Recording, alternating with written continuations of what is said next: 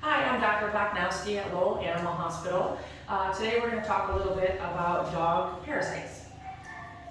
What are some intestinal parasites and how do I get rid of them in my dog? So the intestinal parasites would be roundworms, hookworms, whipworms.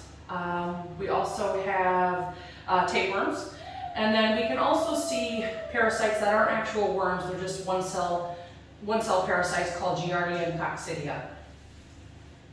What are external parasites and what can I do to prevent them? So the external parasites would be fleas and ticks most commonly. We also see mites, which would be Demodex and Sarcoptes, and we can see lice on occasion. And both the intestinal internal parasites and external parasites can be prevented with generally monthly preventatives that are given orally.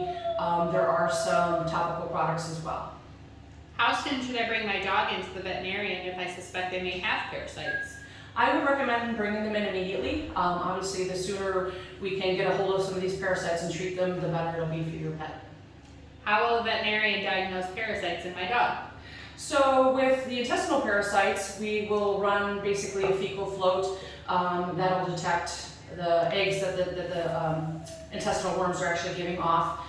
Some of the other parasites like fleas and ticks, we just visually can see them. And then the mite or mange, we would have to do something called a skin scrape to diagnose that. Is ringworm a parasite? Ringworm is not a parasite. A lot of people think because the word worm is in the word that it's an actual worm, but it's a fungus actually. Why is early detection and diagnosis of parasites so important?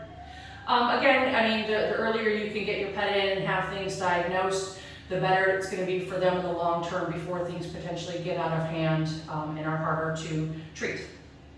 Thanks, Dr. B. You're welcome.